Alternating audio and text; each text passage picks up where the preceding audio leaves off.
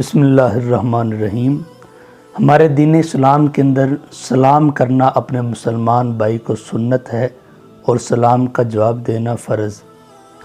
बाज़ का सवाल किया जाता है, अगर कोई बंदा गूंगा है जो बोल नहीं सकता या बहरा है जो सुन ही नहीं सकता तो उसको कैसे सलाम किया जाए, और अगर वो सलाम करे तो उसको कैसे जवाब दिया जाए।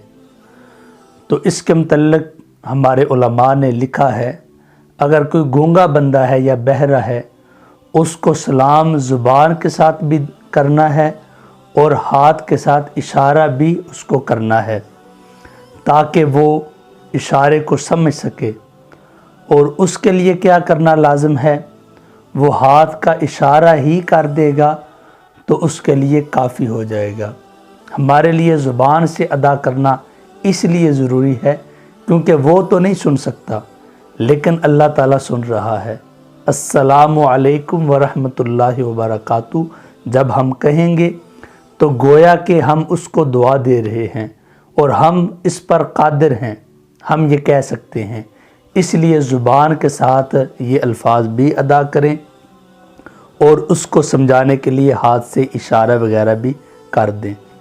और इसी तरह अगर वो आपको सलाम करता है, चाहे वो गूंगा है या बहरा है, किसी भी तरह वो आपको सलाम करता है, हाथ के इशारे से करता है या बहरा है वो ज़ुबान से बोल कर करता है लेकिन वो आपकी आवाज़ को नहीं सुन सकता, तो इसके लिए भी लाज़िम और ज़रूरी है आप दोनों तरह जवाब दें। आप अपने मुंह से अल्फाज भी अदा करें और आप हाथ से इशारा भी करें। जब आप मुंह से अल्फाज अदा करेंगे गोया कि आप उसको दुआ दे रहे हैं, और जब आप अपने हाथ से इशारा करेंगे तो गोया कि आप उसको समझाने के लिए कि मैंने तुम्हारे सलाम का जवाब दे दिया है।